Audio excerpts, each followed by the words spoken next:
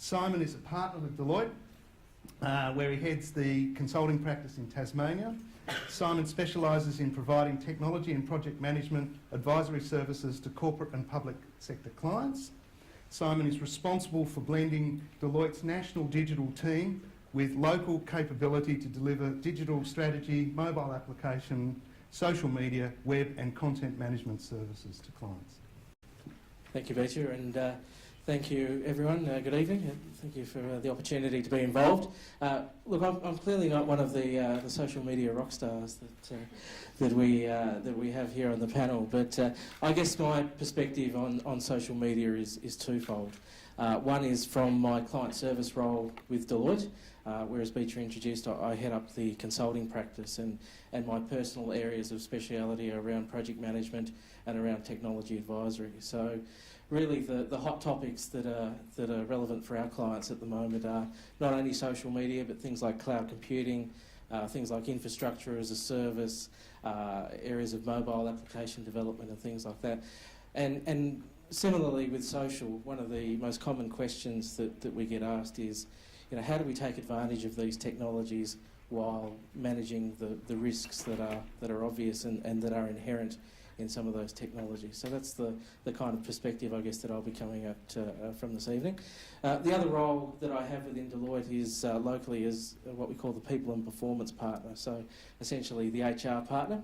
And so again, I team up with our national P&P people to look at how we use social media for the recruitment and retention of our talented employees. So again, that provides a little bit of perspective on that.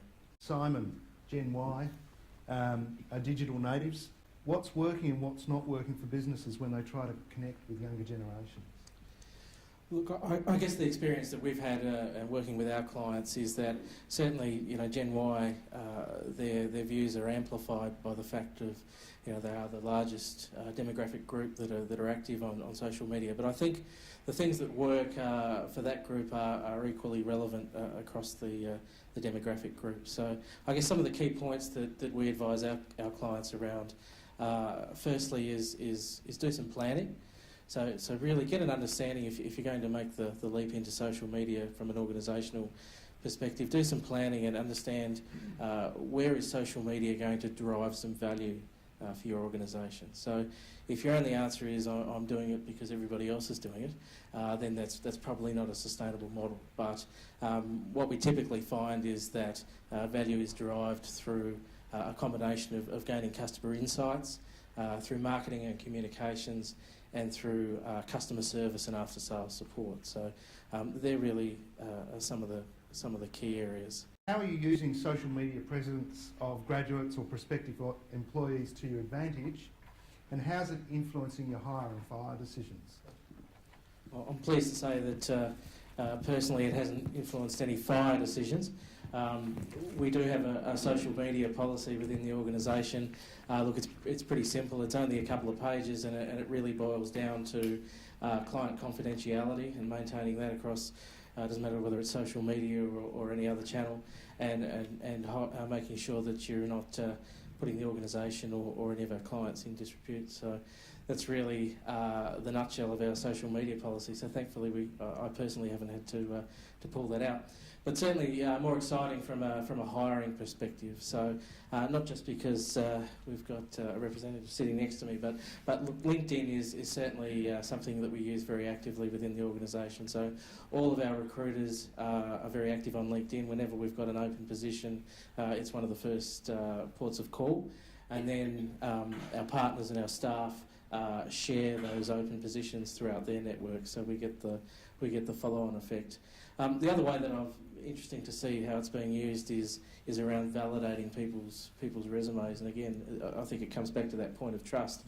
So we have a look at the LinkedIn profiles, and if it's substantially different from a resume, for example, then that certainly raises a few eyebrows.